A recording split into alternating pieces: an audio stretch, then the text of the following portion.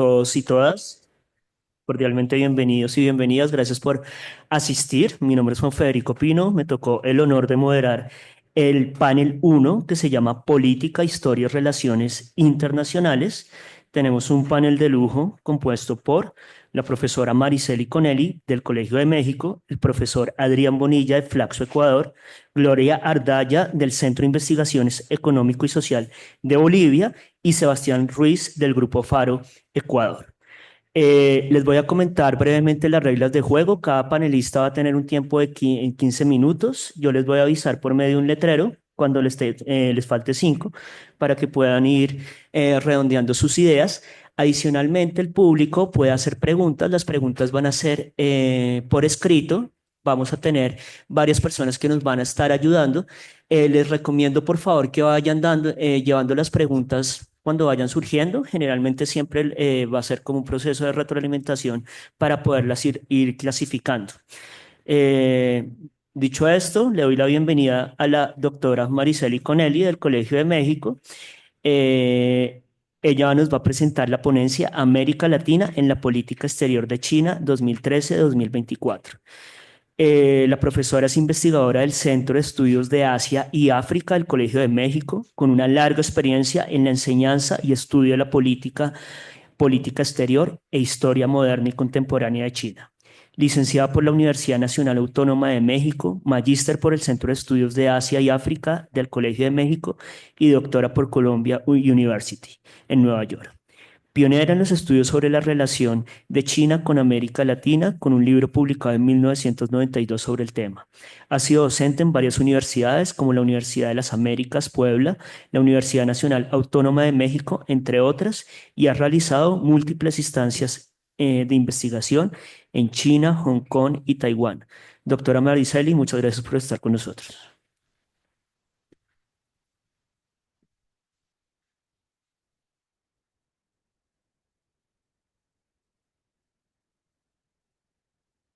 Muchísimas gracias por la presentación.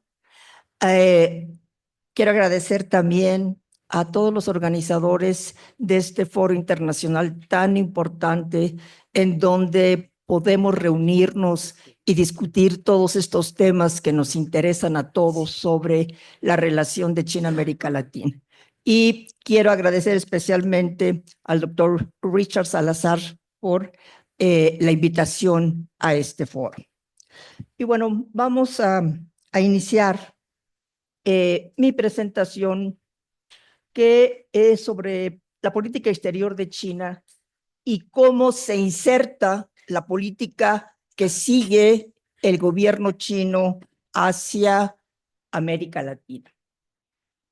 Para poder entender qué lugar ocupa América Latina en la política exterior de China, nosotros tenemos que ver cuáles son esos principios que rigen la política exterior de China. Ha pasado por varios periodos y en cada uno de estos periodos lo que hemos estado viendo es cómo se va adaptando la misma política exterior de China a los proyectos que se tienen como país, a lo que se quiere hacer en cuanto al desarrollo económico, a las metas que se están fijando para realmente poder avanzar en todos los aspectos.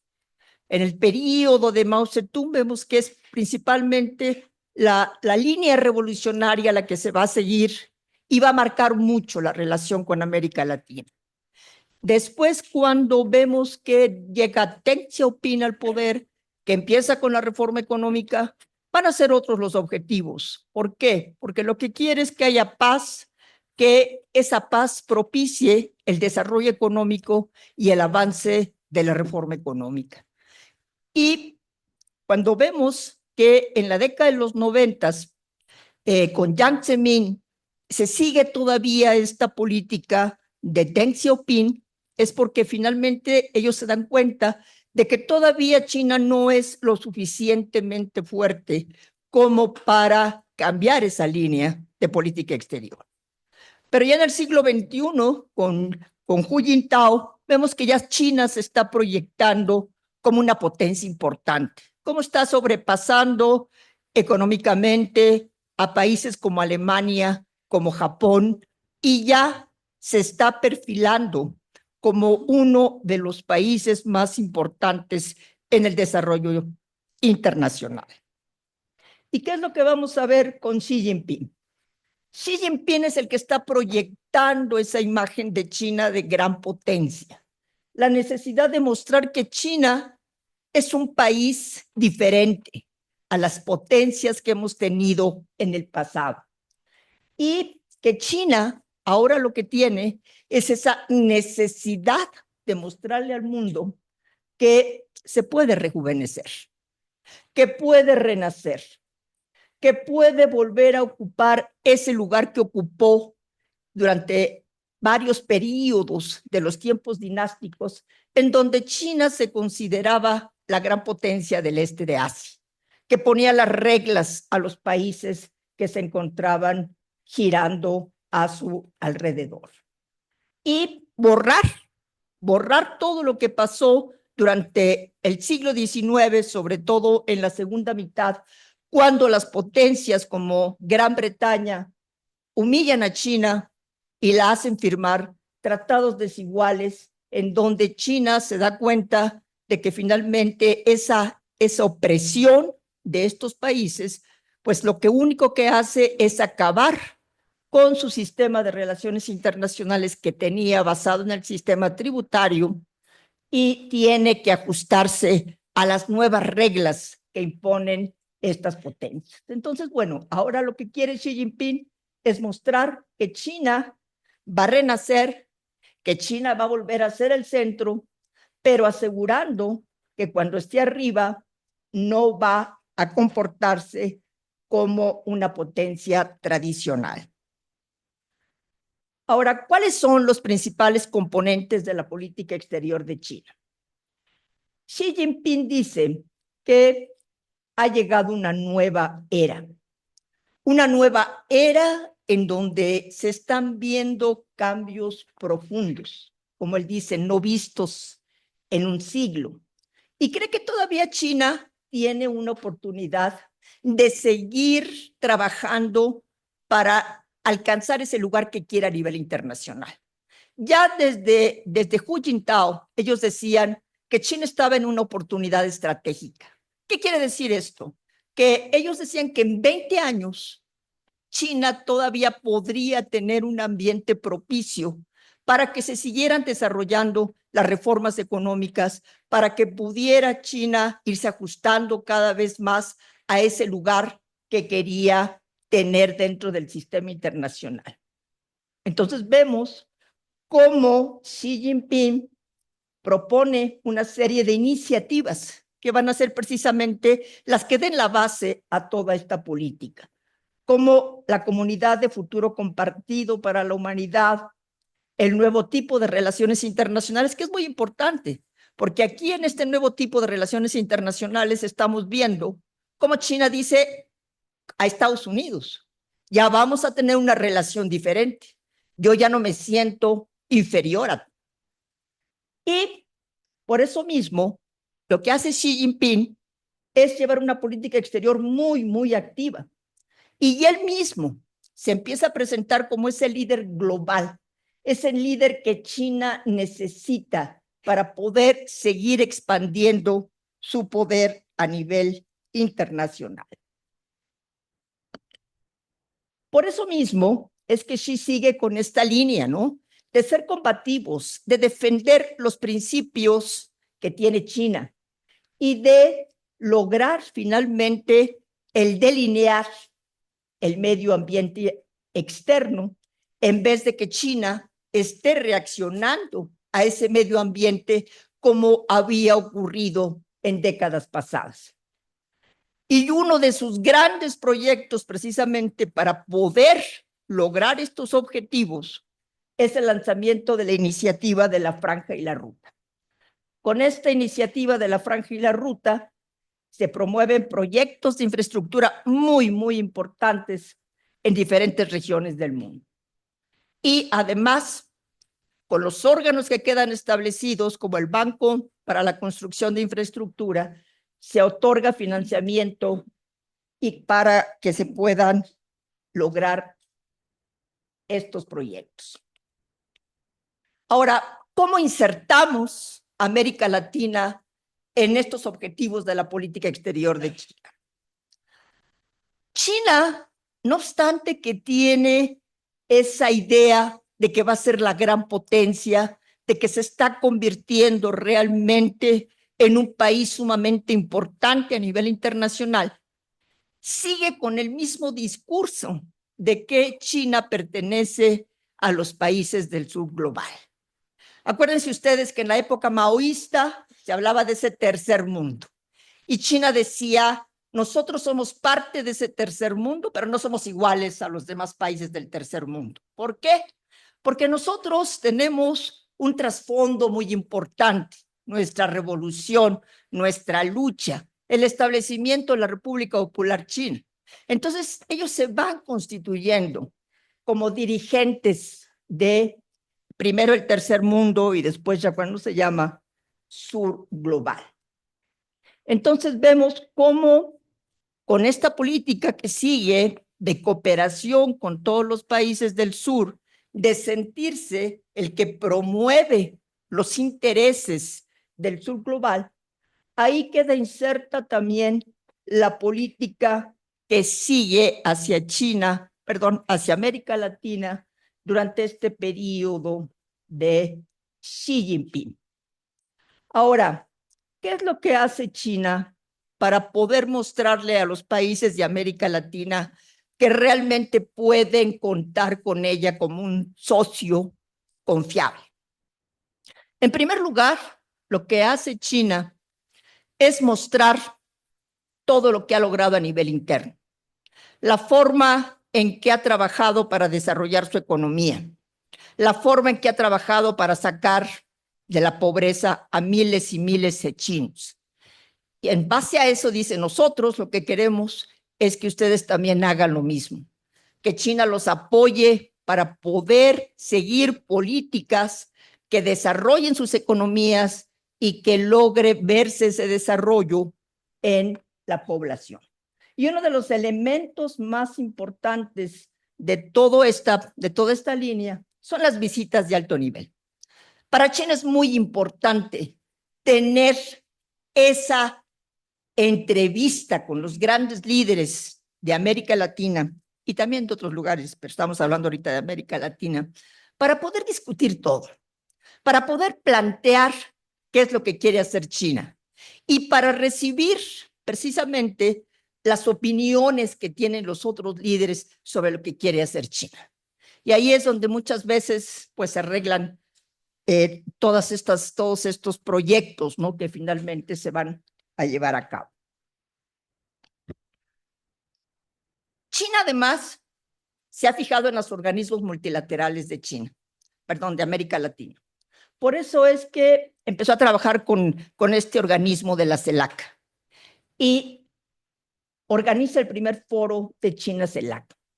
Y ahí vemos cómo China empieza a proponer todos estos elementos, ¿no? Que le van a permitir precisamente mostrarle a los países de América Latina que China es un socio confiable, que China finalmente los apoya para llevar a cabo proyectos de infraestructura, para lograr que además empiecen a desarrollar sus economías.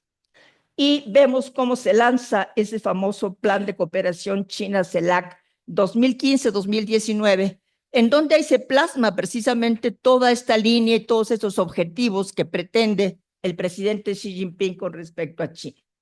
Entonces vemos cómo China se proyecta como ese país que ofrece infraestructura, que ofrece financiamiento, pero que también está pensando en la necesidad de que se lleve a cabo todo un proceso en donde sobre todo los jóvenes universitarios empiecen a estudiar en China, conozcan la lengua china, la cultura china, etcétera.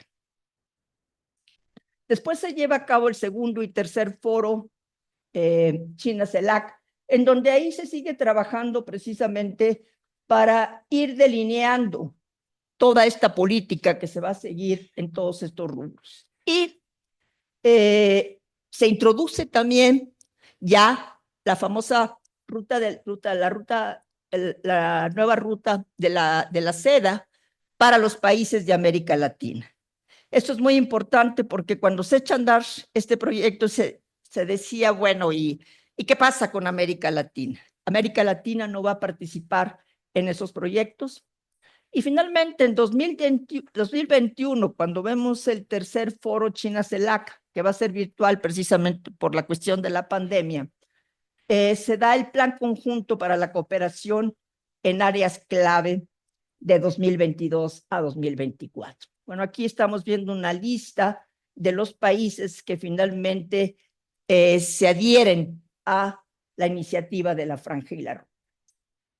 Ahora, China considera a los países de América Latina como países que tienen una gran importancia dentro de la política que sigue China. Y además los ve como esos países que finalmente están siendo receptivos a lo que dice China y a lo que está haciendo China. Entonces, por eso vemos cómo no solamente trabaja a nivel bilateral, sino también a nivel multilateral, discute con los líderes en esos grupos tan importantes como el G20, en la misma Organización de Naciones Unidas, para ir coordinando la línea que van a seguir, sobre todo en todos los problemas que aquejan al mundo, como es el cambio climático, la seguridad energética, etcétera, etcétera. Y les muestra que tienen intereses comunes para poder trabajar de manera conjunta. Aquí vemos cómo China trata de seguir una línea en donde ve a todos estos países de América Latina dentro de estas relaciones de cooperación global, en donde América Latina ve a su vez a China como ese país que finalmente puede ayudarle a desarrollar sus economías. Ahora, ¿qué es lo que estamos viendo finalmente? El gobierno de la República Popular China está tratando de establecer asociaciones de cooperación con los países de América Latina. Y lo que dice China es que estas relaciones deben de ser de igualdad, en beneficio recíproco y de desarrollo compartido.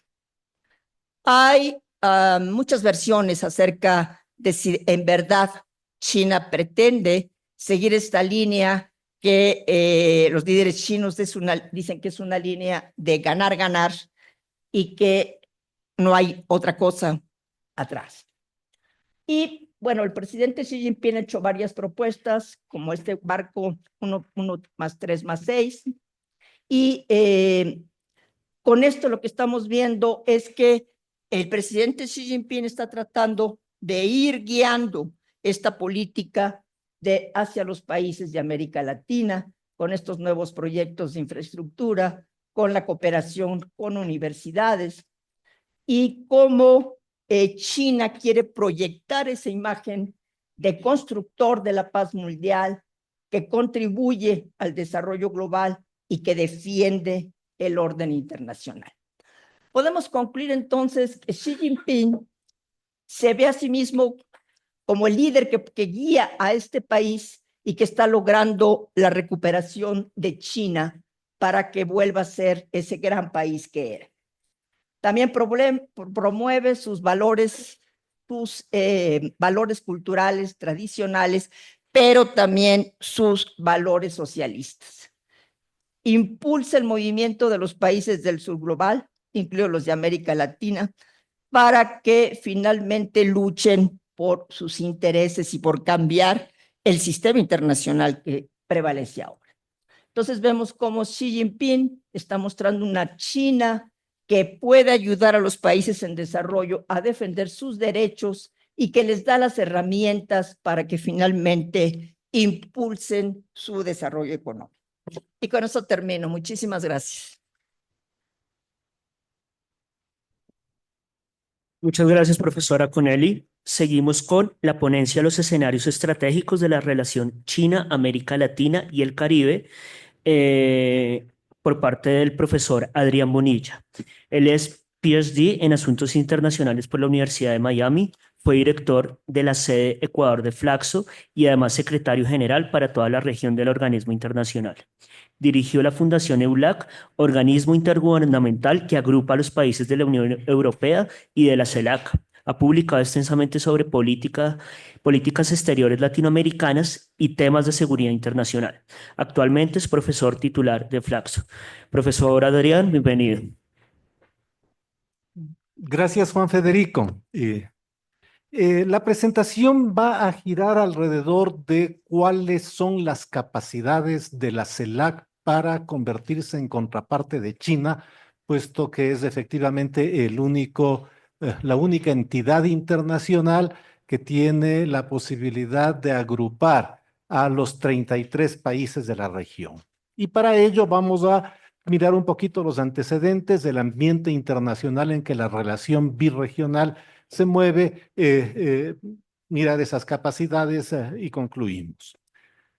La idea es efectivamente, y esto lo hemos visto reiteradamente, el crecimiento de la presencia china en el hemisferio occidental, en América Latina y el Caribe, ha sido exponencial, ¿sí? De menos de 10.000 millones de dólares anuales de inversión a principios de este siglo. En estos momentos estamos con una inversión de alrededor de 150.000 millones de dólares, si tomamos las cifras del año 2023. Hay objetivos estratégicos comunes, ¿no? Desde el lado chino es explícito el interés en acceder a los recursos naturales de la región. Desde el lado de América Latina y el Caribe es explícito el interés en recibir inversiones y potenciar la construcción de infraestructura en los países que se asocian con China. La idea de una presencia común de carácter geopolítico ha girado en distintos actores de las dos regiones, pero no olvidemos que América Latina, de aquellas regiones con las cuales China se relaciona, es la más lejana y que aproximadamente solo el 6% de las exportaciones chinas llegan a América Latina y el Caribe. Y esto nos da una medida de la relevancia económica de la región para China y para el resto del mundo, que no necesariamente implica que sea una relevancia menor políticamente. No olvidemos también que América Latina solamente tiene el 7% del Producto Interno Bruto global. América Latina busca la diversificación de mercados y en términos políticos busca la diversificación de presencias de contrapartes extrarregionales. Se relaciona, por ejemplo, la CELAC, al igual que con China, se ha relacionado en realidad mucho más frecuentemente con la Unión Europea y está buscando abrir espacios de vinculación con la India y con la Organización de la Unidad Africana, por ejemplo. La presencia china en la región se mide en inversiones, una primera ola de inversiones que giran alrededor de préstamos vinculados a recursos estratégicos, inversiones en industrias extractivas, petrolera, minera, inversiones en bienes agrícolas, inversiones que tuvieron que ver con la potenciación de las economías agrarias en la primera década de este siglo durante el boom de las exportaciones latinoamericanas hacia el mundo, pero sobre todo hacia China y la caracterización de acuerdos de intercambio, por ejemplo, de petróleo por asistencia, caracterizaron esta primera etapa que no ha terminado, pero que se ha complementado con una segunda, que son inversiones chinas en deuda soberana, participación china en instituciones hemisféricas, multilaterales de créditos como el Banco Interamericano de Desarrollo o como la CAF, que ha generado una serie de relaciones, algunas de más dependencia que otras, como el caso de Venezuela o Ecuador en términos de deuda con Beijing. Pero son las expectativas de América Latina y son las capacidades que China tiene en ese relacionamiento. En términos de infraestructura, tuvimos la conferencia magistral, pero las inversiones chinas en la región se han levantado sobre proyectos energéticos, las hidroeléctricas ecuatorianas son un ejemplo, sobre proyectos de transporte, el puerto de Chancay en el Perú es un ejemplo, sobre tecnologías, y esta es la última etapa de digitalización que suponen la implantación de infraestructura para comunicaciones 5G y el uso de otras tecnologías similares. Parecería que la siguiente etapa, que no significa que dejan de existir las anteriores, va a ser una proyección en el intercambio de América Latina y China en el área de lo digital. Estas áreas, pero sobre todo la digital, es un área de competencia con la Unión Europea y también con los Estados Unidos. El proyecto que efectivamente resume globalmente esta proyección china hacia el conjunto del sistema internacional es el proyecto Belt and Road, la franja y la ruta. En este proyecto, que básicamente fue originado como un mecanismo de redes de infraestructura que conectaban el o extremo oriente de China con el resto del mundo y que se ha transformado en un instrumento de relacionamiento de política de la República Popular con los países del resto del mundo, pues este proyecto da una visión, es una iniciativa de carácter estratégico que le da sentido al conjunto de la cooperación, de la inversión y del crédito que China tiene con diferentes regiones. En el caso de América Latina y el Caribe, 22 de los 33 países de la región han adscrito a la iniciativa Belt and Road, que apunta al desarrollo de China, por supuesto, ¿no? Pero que complementa ese desarrollo con inversiones similares en otras partes del mundo. Y que es una de las expresiones, de las manifestaciones de la última etapa de la globalización. Es una de las expresiones más intensas de la última etapa de la globalización. Y si hablamos de la globalización como la construcción de un espacio económico y político, financiero, productivo, de mercados, también, pues vamos a decir que si hay un triunfador, si hay una triunfadora de la globalización liberal, de la última etapa de la globalización, es sin duda la República Popular China.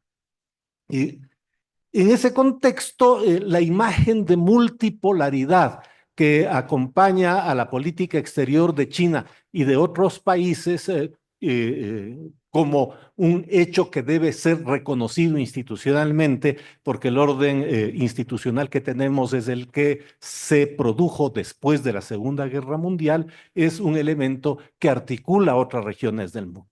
En los hechos, en la práctica, en la realidad, ¿sí? El orden internacional es ya, ahora, sin necesidad de que la ONU lo reconozca así, un orden multipolar. Por supuesto, no es simétrico. Ningún orden internacional en ningún momento de la historia de la humanidad y de la historia moderna de la humanidad ha sido simétrico. El proyecto Belt and Road es presentado como un proyecto de coprosperidad, que es una muy antigua tesis china que proviene incluso desde de la época de Mao. Los vínculos estratégicos entre la región y China giran entonces alrededor del comercio, pero también a las expectativas de alineamiento internacional, a los apoyos multilaterales que la región pueda dar, por ejemplo, a China en temas centrales para la política exterior de ese país, como como la construcción de Taiwán como parte del territorio inalienable chino. Como desde la perspectiva latinoamericana, como la presencia china, también como un contrapeso a la presencia de los Estados Unidos y complementaria en esa misma lógica a la presencia europea. Las oportunidades son básicamente económicas, las oportunidades políticas son un poco más complicadas, a pesar de que efectivamente en el año 2015 el foro China-CELAC, vamos a tener uno nuevo próximamente, planteó una serie de objetivos económicos, se incrementó el comercio bilateral, se priorizaron obras de infraestructura, se acordaron apoyos internacionales mutuos desde la perspectiva de sur global, pero también desde la perspectiva particularmente china de una sola China en ese tema particular en donde recibió la adhesión de los países de América Latina. Pero América Latina es muy heterogénea. La forma de inserción en los mercados globales es heterogénea. La distribución de las capacidades políticas de sus estados es distinta. Una cosa es el Brasil y otra cosa es Honduras. Una cosa es México y otra cosa es Ecuador. Una cosa es Barbados y otra cosa es Perú. Las expectativas y las necesidades son distintas. La heterogeneidad marca además modelos de desarrollo, porque tenemos zonas muy proteccionistas como las de Mercosur que conviven con zonas de regionalismo abierto o de apertura liberal como Perú o como Chile. Lo que tenemos en común es esta presencia abrumadora, histórica de los Estados Unidos en el hemisferio occidental, pero la realidad de los últimos años es la de fragmentación política que ha acompañado a esta heterogeneidad estructural de la región. Hay varias Américas Latinas y varias regiones, no solamente geográficas, unas más cercanas a los Estados Unidos, unas más lejanas, unas más proteccionistas, otras menos proteccionistas, unas más extractivas, otras más agrícolas, otras más industrializadas. La región es muy heterogénea y la posibilidad de lograr consensos cada vez ha sido más difícil. La CELAC se plantea como un mecanismo de diálogo político. En estricto sentido, no es un mecanismo de integración. La integración supone cesión de soberanía a una entidad supranacional. Por ejemplo, en el caso del comercio de la Comunidad Andina, la CELAC jamás se ha planteado ser una entidad que integre ni políticamente ni económicamente a la región. No hay mecanismos en ese sentido. Hay una ausencia de institucionalidad, no hay una secretaría permanente. Si uno quiere llamar a la CELAC, no le responde un señor al otro lado de la línea, una señora que le diga aló CELAC. Hay una presidencia pro tempore que se cambia todos los años y esa es la institucionalidad, depende de una cancillería que es designada por los miembros de la CELAC en algún momento y que cambia permanentemente. Y no tiene como institución internacional, como entidad internacional, la capacidad de hacer cumplir no sus resoluciones, porque no tiene la posibilidad de sacar resoluciones, sí declaraciones, ¿sí? La CELAC hace declaraciones, no resoluciones, de tal manera que es un organismo en donde no existen fusión de sociedades y donde no hay normas de carácter supranacional que le den cierta gobernanza sobre sus miembros. Tampoco hay rendición de cuentas. Y en este sentido, como contraparte, no solamente de China, de cualquier otra región del mundo, es una contraparte extremadamente débil, difusa, frágil. Eh, en esta lógica, ¿sí? ¿Qué es lo que no son las relaciones entre la CELAC y China? ¿No? No son relaciones entre sociedades.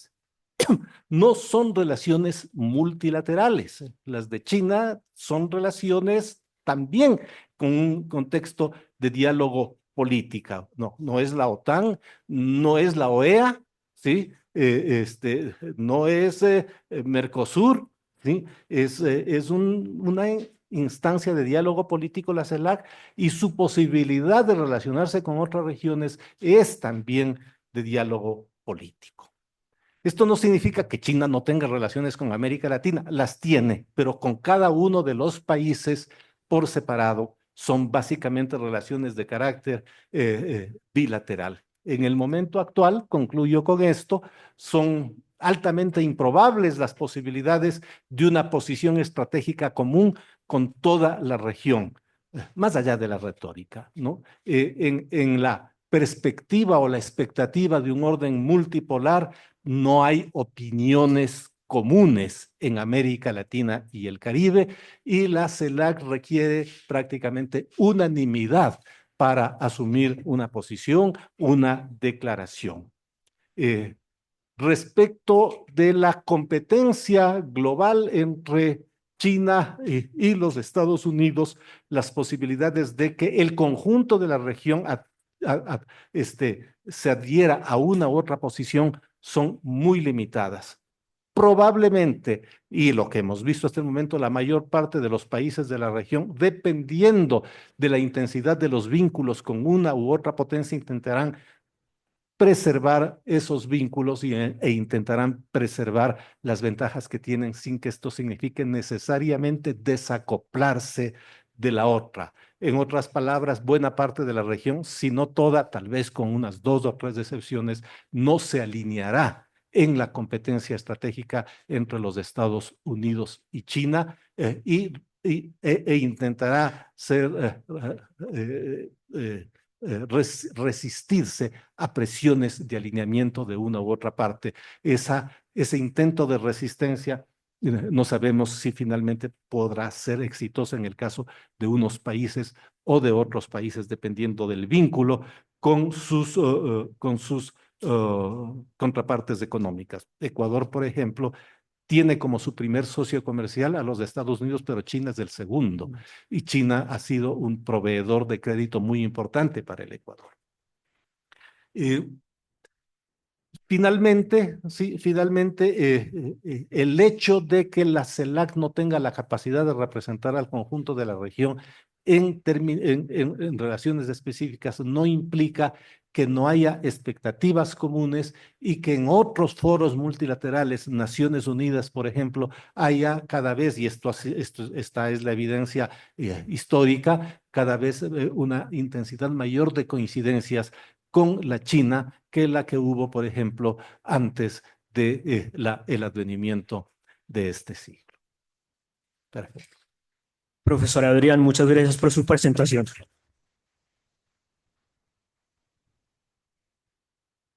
Ahora vamos con la profesora Ardaya del Centro de Investigaciones Económico y Social de Bolivia. Ella nos va a presentar la ideología más importante que la nación. La profesora Ardaya es socióloga con estudios de posgrado en Bolivia, Argentina y Francia, y es doctora de la Escuela de Estudios Sociales de París. Ha sido docente investigadora en universidades de América Latina y España. Fue directora de Flaxo Bolivia y es consultora de organismos internacionales como el BID, el PNUD, UNICEF y ONU Mujeres.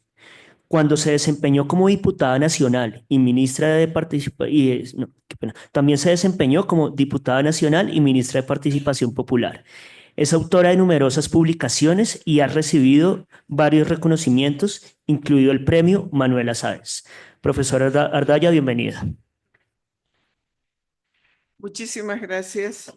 Yo quiero agradecer a los organizadores por la pertinencia en la realización de este debate y por supuesto también ser conscientes de que nos falta muchísimo de aprender sobre China.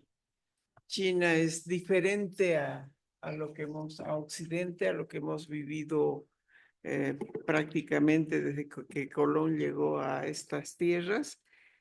Y creo que es importante reconocer que conocemos poco y que también China no se reconoce como heredera de Occidente y por supuesto mucho menos de los valores que guiaron la Revolución Francesa. Los tres compañeros que me han precedido me ayudan a no repetir muchas cosas. Yo me voy a referir a la relación bilateral Bolivia-China.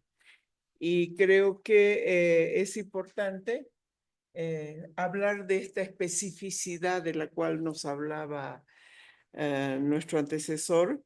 En el caso boliviano van a ser 40 años de relaciones diplomáticas con Bolivia, pero en realidad es a partir del 2012 cuando se intensifican estas relaciones con el presidente Evo Morales y el auge de las exportaciones de commodities y materias primas por parte de Bolivia. Y por supuesto ese periodo coincidió con la apertura al mundo de China y esa nueva visión que implanta el Partido Comunista en China. Yo quiero partir diciendo que Bolivia en este momento está atravesando un conjunto de múltiples y complejas crisis. Tenemos una crisis económica, una crisis política, una crisis social, una crisis ambiental e incluso una crisis de identidad. Se han agotado este patrón de acumulación y este patrón de hegemonía que finalmente creo va a dar fin a ese modelo de desarrollo que surgió en 1952. Otro tema importante en el caso boliviano, porque se relaciona con la relación bilateral, es el cambio de las bases sociales de la democracia en Bolivia, que se han vuelto informales y están caracterizadas por la insubordinación y la transgresión generalizada. Tenemos entonces que en este nuevo orden mundial,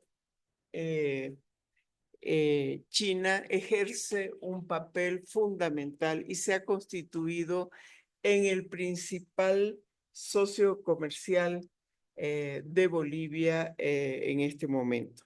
Y claro, tenemos también un proceso internacional muy fuerte en el cual está cambiando la correlación de fuerzas que todavía no tenemos datos sobre el resultado. Pero el dato es que es una relación absolutamente desigual entre Bolivia y China, porque, entre otras razones, Bolivia no existe en el mundo en este momento por el tipo de relaciones internacionales que establece Bolivia con el mundo. Cuando gana Evo Morales la elección, él lanza una consigna que dice Causachun coca, walichun yanquis. Traducido del quechua es viva la coca, muere el imperialismo. Y es esa la consigna que va a guiar todos sus tres gobiernos que tuvo y lo mismo el actual, es decir, donde la consigna y la lucha contra el considerado enemigo principal va a ser el eje de la política, no solo exterior, sino de toda la política pública, porque, como sostenemos, la consigna es lo que ha sustituido a la política pública en el país. Entonces, hay una visión de Bolivia en la relación con China que se basa, yo diría, en tres ejes centrales. Una primera visión en su relación con China es el pragmatismo, ¿sí? Donde Bolivia accede a los créditos, a las inversiones, como decía María Estela y Tim, fundamentalmente a inversiones relacionadas con la infraestructura, pero no solo con la infraestructura, sino también cada vez con mayor importancia el intercambio la venta de Bolivia de alimentos, ¿no es cierto?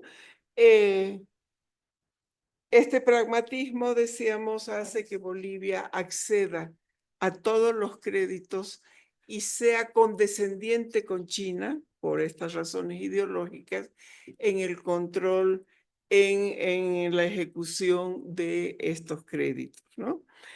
El tercer tema que quisiera hablar, primero el pragmatismo, luego la sobreideologización en estas relaciones bilaterales.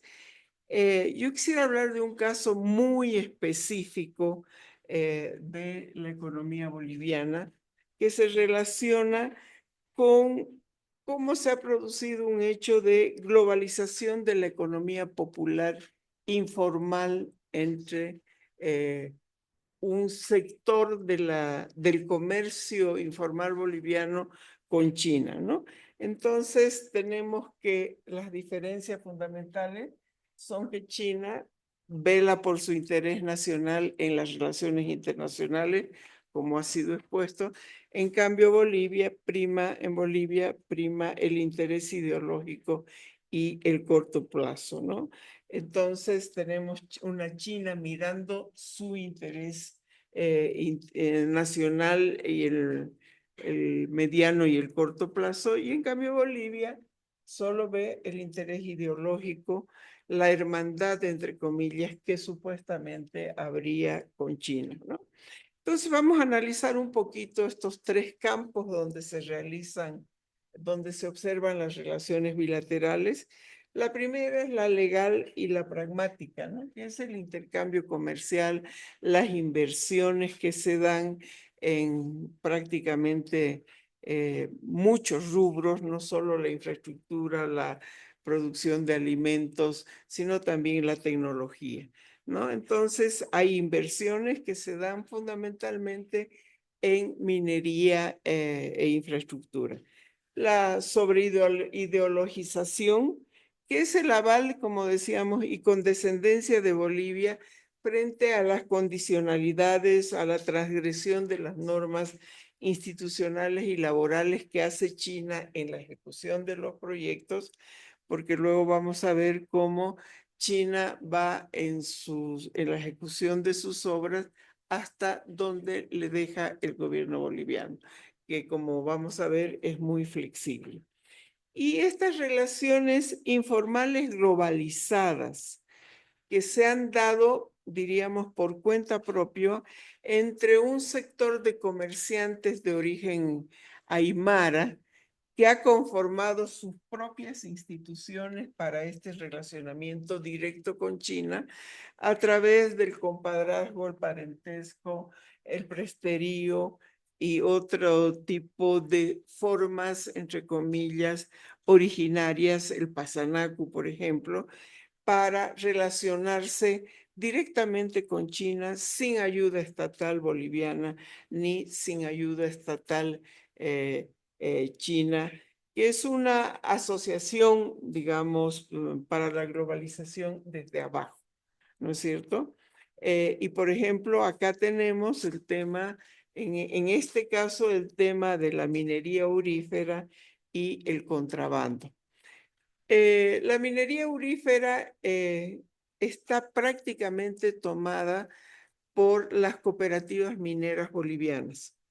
Los cooperativistas mineros bolivianos tienen una concesión de determinados territorios para la explotación, en este caso del oro, donde por principio, por ley, no pueden contratar trabajadores asalariados porque son los propios trabajadores los que tienen que trabajar en ese tipo de minería. Pero lo que ocurre es que los cooperativistas mineros han cedido estas concesiones a empresas y ciudadanos chinos. Tenemos ciudadanos chinos haciendo las explotaciones a cambio de un monto que dependerá de la negociación, que puede ser el 40, el 25, el 30%, pero donde algunos cooperativistas no trabajan, sino que reciben una suerte de renta por la explotación. Y luego tenemos los comerciantes contrabandistas que hacen una relación directa con las ferias chinas e importan más de 4.000 productos desde la China, ¿no es cierto? Entonces, y por supuesto, tanto la minería no paga impuestos, paga un mínimo de regalías, en cambio los contrabandistas importan directamente y tampoco pagan impuestos. Entonces, tenemos que se dan esos tres tipos como los principales de relacionamiento bilateral. Como todos podemos deducir, China es el principal acreedor bilateral de Bolivia. Eh, los créditos ascienden a más de 1.500 millones de dólares, muy poco diríamos, en relación a otros países, y por supuesto la balanza comercial bilateral tiene un saldo negativo para Bolivia, ¿no? En los contratos que se realizan entre el gobierno boliviano y el gobierno chino, están priorizados aquellos contratos llave en mano, donde prácticamente los empresarios bolivianos han sido desplazados y solo acceden a ciertos porcentajes en la terciarización que hacen las empresas contratadas, ¿no? Y por supuesto, también tenemos una terciarización con los locales en todos los sectores en los cuales interviene estos contratos chinos. Entonces tenemos que, para ir concluyendo, las relaciones oficiales, China influye en la economía boliviana mediante los empréstitos, la presencia directa de las empresas ejecutoras chinas. China lleva su propia maquinaria y sus propios empleados y sus propios trabajadores para la construcción de carreteras y otro tipo de infraestructura, según la sociedad civil boliviana de calidad dudosa, ¿no? La presencia directa de empresas de inversión en la minería, minerales ferrosos y no ferrosos, y por supuesto, especialmente el litio, que Bolivia, como saben, tiene la principal reserva mundial. Y por supuesto, el intercambio comercial comercial informal con su contratación y terciarización, especialmente en la minería del oro. Oficialmente no se conoce cuánto Bolivia importa de oro, ni a dónde lo exporta, porque se trata de una economía subterránea, ¿no? Entonces, esta economía subterránea, sobre todo la del oro, como hemos dicho, son concesiones oficiales, entre comillas. Muchas cooperativas todavía ni siquiera están, no están legalizadas, no han logrado cumplir con todos los requisitos. Y la minería del oro tiene varias características fundamentales, que es el profundo deterioro ambiental por el uso indiscriminado del mercurio, la evasión de impuestos, por supuesto, el trabajo a cielo abierto, 24 horas, toda la semana, todo el año, y por supuesto desconocimiento del oro extraído. Y hay, por supuesto, las transferencias ocultas de cooperativas bolivianas a ciudadanos chinos. Insisto, China ensancha los espacios y las normas que el Estado receptor le permite. Va hasta donde el Estado le permite, y tenemos un Estado muy flexible en el caso de China, porque supuestamente se trata de un gobierno afín a el gobierno boliviano. Entonces, tenemos esa forma de informalización de la economía y también, por supuesto, el tema del comercio, que tampoco sabemos cuánto se mueve ahí, porque en Bolivia no existen información oficial, o es muy poco transparente. En todo caso, lo rescatable de los comerciantes aymaras es que se trata de ciudadanos bolivianos que se introducen en los intersticios abiertos de los clústeres productivos chinos mediante rutas comerciales que ellos mismos han diseñado.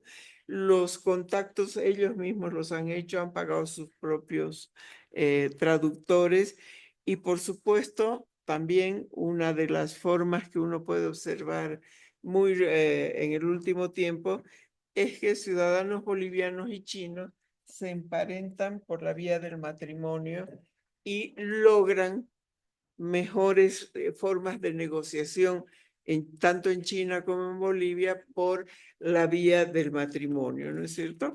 Entonces, para concluir, diríamos que la relación bilateral es una relación desigual, asimétrica, muy compleja entre China y Bolivia. Y un Estado boliviano, como hemos dicho, que deja actuar a los intereses de los ciudadanos chinos de modo excesivamente permeable, ¿no? Entonces, la otra cosa que podemos citar es que las redes de emprendimiento informal en la relación entre China y Bolivia son cada vez más importantes al margen de esta relación formal vía convenios, vía empréstitos, etcétera, etcétera, ¿no?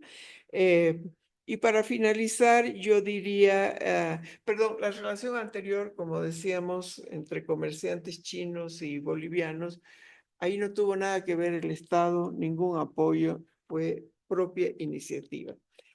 El puerto de Chancay va a representar, cuando se entere el gobierno boliviano, una ventana de oportunidades para las relaciones entre China y Bolivia, con un cambio, por supuesto, radical de la política exterior boliviana. Seguramente esto va a ser muy importante, pero mientras el gobierno actual no se haya enterado de la existencia de ese puerto, pues hasta ahora no se ha tomado en cuenta, ¿no es cierto? Y por supuesto, una condición importante para este cambio de política exterior es la dotación de nuevos contenidos a la democracia, que como todos sabemos, vivimos la peor crisis, creo, de toda nuestra historia, y por supuesto, un vaciamiento de los contenidos de la democracia. Y por último, las relaciones bilaterales se van a consolidar, entre otras, mediante razones geopolíticas en el contexto de la guerra arancelaria provocada por el presidente Trump y cuyo destino final desconocemos. Gracias.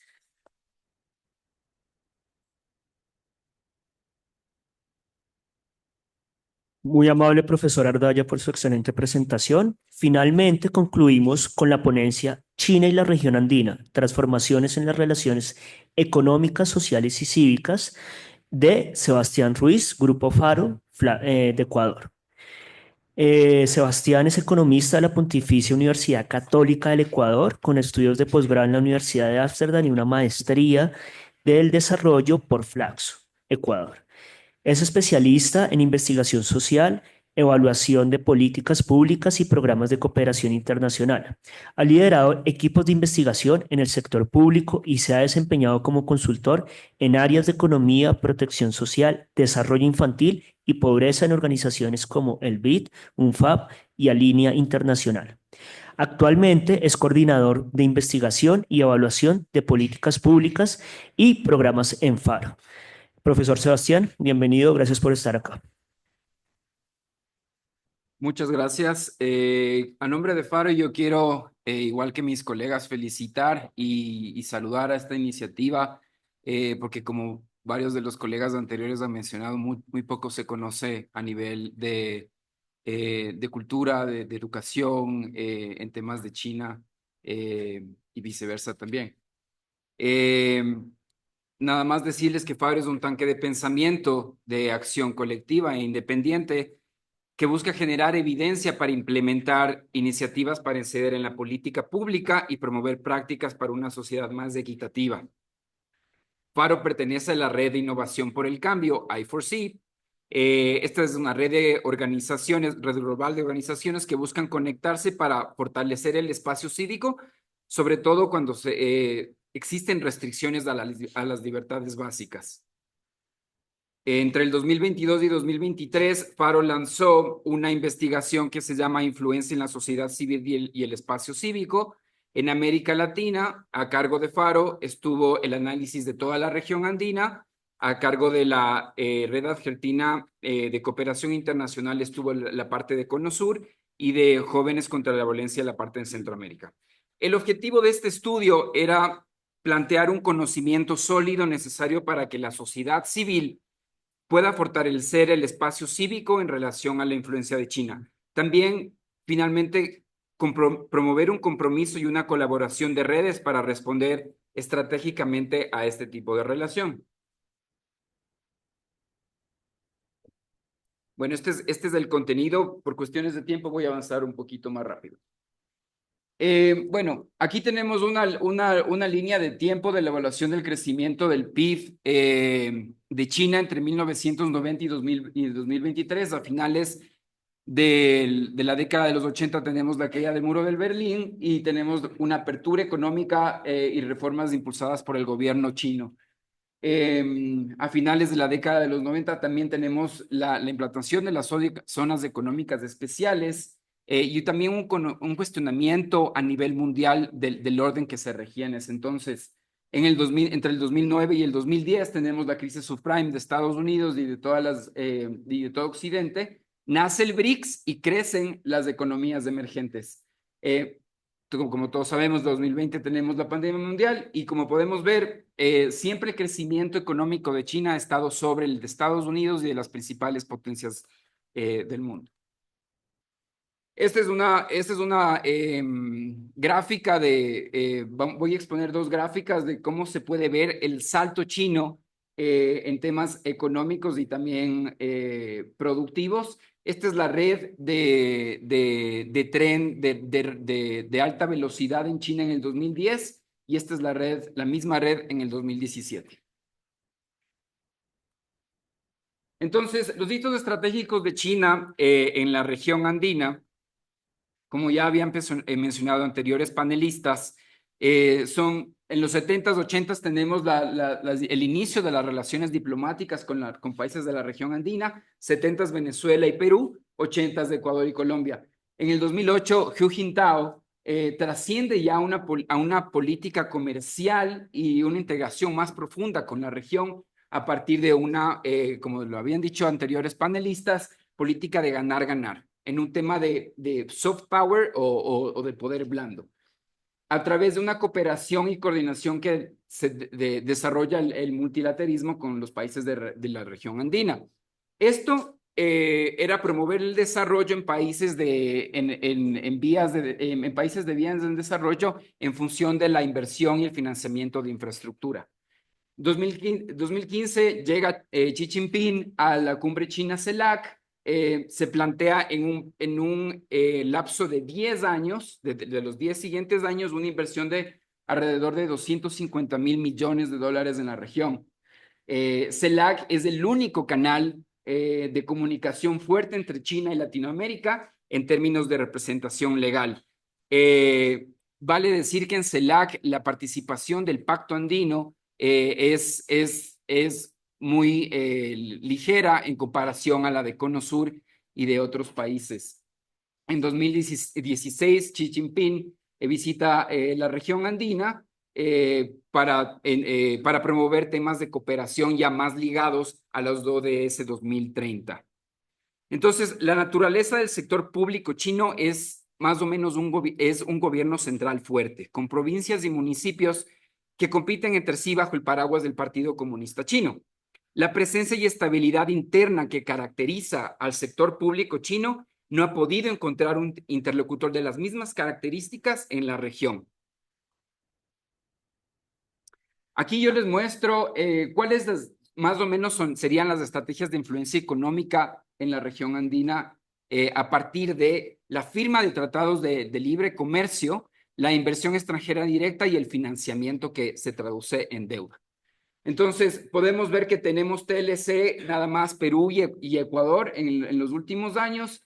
La inversión se ha caracterizado en sectores primarios, minería en Ecuador, Colombia, Perú y también Bolivia, y petróleo en Venezuela. Incluso la inversión extranjera directa de petróleo en Venezuela ha alcanzado los 30.000 millones de dólares. Sin embargo, por otro lado, tenemos una propuesta de financiamiento ya un poquito más diferente en otros sectores. En Ecuador hay 23 megaproyectos financiados con financiamiento chino en los sectores de hidrocarburífico, minero, infraestructura e hidroeléctricas. En Colombia, la reciente inversión del 2020 del Metro de Bogotá. Pero en Venezuela llama mucho la atención este tema de inversión, más bien, perdón, de financiamiento en multisectores entre el 2008 y el 2015, que llegó a un monto de 50.000 millones de dólares. En Perú tenemos el puerto de Chancay, en el sector de logística, y en Bolivia telecomunicaciones y petróleo en Tupac Katari, que es un satélite por tema de comunicaciones de la refinería Motum. Este es un gráfico de la evolución entre el 2017 y 2019 del financiamiento de China en la región andina. Vemos un salto del 2010 y la barrita del color azul que se va apilando es la inversión en otros. ¿Qué es esto? El financiamiento a partir no recuerdo muy bien cuál es el nombre específico, pero es el financiamiento en preventas petroleras que se tuvo tanto con Venezuela como con Ecuador en el 2015-16. Los principales sectores que China busca invertir entre el 2017, entre el 2007 y el 2023 son energía en Bolivia, Ecuador y Venezuela, transporte en Bolivia y Ecuador, minería no energética en Venezuela, industria y comercio en Bolivia y TICs también en Bolivia. Aquí cabe resaltar, es muy importante este tema del financiamiento no tradicional que se tuvo a partir de los Loans for Oil en Ecuador y Venezuela. Mientras que en países como Perú, Colombia y Bolivia sí se tuvo, obviamente, en una menor cuantía la inversión extranjera directa. Estos Loans for Oil tenían una tasa de interés del 6.5 al 7.5% y estaban vinculados al pago del petróleo en barriles por día a un precio negociado entre 25 y 55 dólares. También tengo que recalcar aquí que Perú es el segundo destino a escala mundial en términos de inversión extranjera directa chinas en el sector. Perú concentra el 55% de la inversión extranjera directa megaminera en América Latina y el 11% a escala mundial. Esta es más o menos la parte comercial, qué es lo que exporta la región andina. Somos primarios exportadores y ¿qué importamos? Principalmente equipos de transmisión, ordenadores y autos. En el caso de la región andina podemos ver que tenemos una dependencia bastante fuerte comercial y una creciente influencia económica de China en la región. Además, la balanza comercial es deficitaria de los países de la región con China. Y China, sin embargo, China es un socio comercial estratégico que compite directamente en el mercado comercial con Estados Unidos, con la influencia de Estados Unidos. Este es el comercio externo que tenemos aquí en Ecuador con China. En temas de exportaciones, igual, nuestros productos principales son camarón, concentrados de plomo y de cobre. Y en importaciones tenemos textiles, partes de maquinaria industrial y materias para la agricultura. Ahora, por el lado de...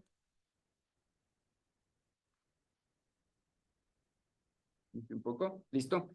Por el lado de la sociedad civil, ¿cuál ha sido la influencia de China en la región andina? La meta de China ha sido ser reconocida como un poder mundial responsable frente a las amenazas de un nuevo neocolonialismo en la región andina y en el África. Este tema de soft power es más o menos sin recurrir a medios coercitivos, más bien centrándose mucho en medios culturales e ideológicos y teniendo como complemento los medios diplomáticos para que la cultura china y los valores de las instituciones despierten admiración y respeto en otras naciones como sería la región andina.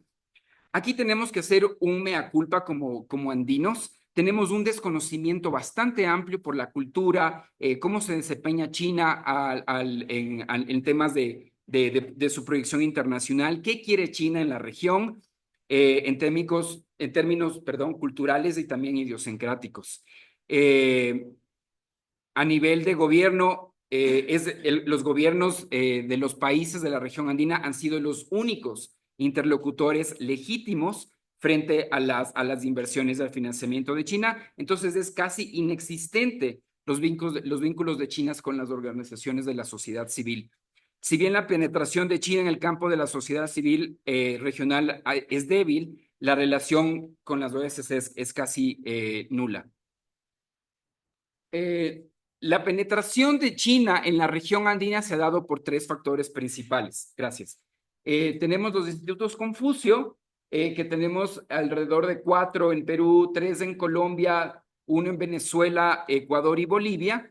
Estos institutos son organizaciones educativas sin fines de lucro que se instauran en las principales universidades de los países de la región andina. Aquí les quería mostrar también un gráfico del crecimiento demográfico, que es la línea de líneas punteadas es la de China, mientras de Latinoamérica están en puntitos rojos. Otro tema que tenemos de influencia.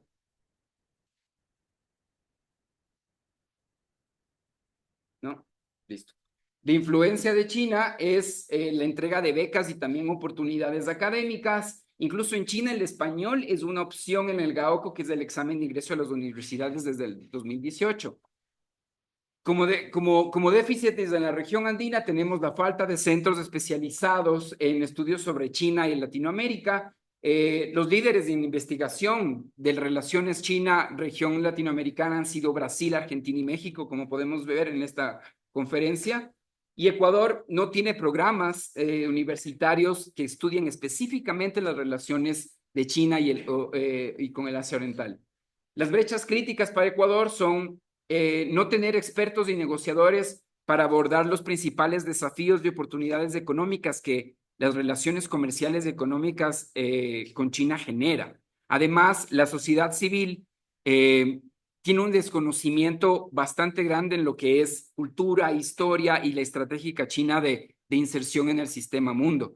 La proyección internacional incluso hay una falta de comprensión de esta estrategia china.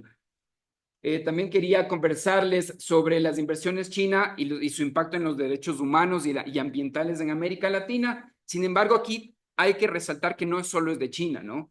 También es de origen de cualquier proyecto, sea canadiense, alemán, estadounidense, que vulnera los principales derechos del medio ambiente y los derechos humanos. Aquí es muy cuestionable el rol de los gobiernos que promueven estos proyectos. A partir de todos estos temas que hemos tenido en temas de derechos y vulneración del ambiente, nace este colectivo sobre financiamiento e inversiones chinas y derechos humanos del ambiente, que ha sido le ha dado una contraposición al impacto que China ha tenido por medio de financiamiento y de sus inversiones en Latinoamérica. Entre el 2020 y el 2024 se coordinó un informe con 50 OSCs por abusos en 14 proyectos chinos en América Latina frente a la ONU. Además, se facilitó la participación de delegaciones latinoamericanas en evaluación de derechos ambientales y de derechos humanos de la vulneración de estos derechos a partir de estas inversiones. Las organizaciones fundadoras andinas son CEDES en Ecuador, Cooperación, Acción en Perú, CEDIV en Bolivia y entre otras. Los retos para China.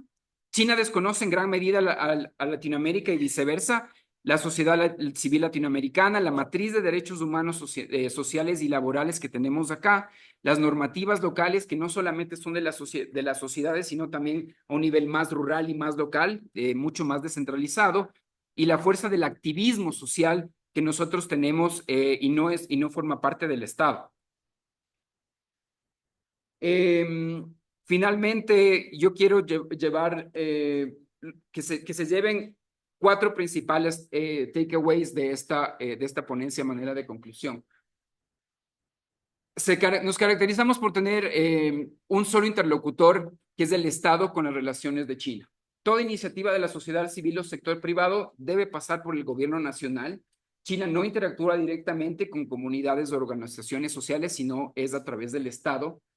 También hay una espacios de participación habilitados como culturales y educativos, los institutos Confucio que les conversé, estos intercambios y becas académicas y los programas de formación en temas culturales de China.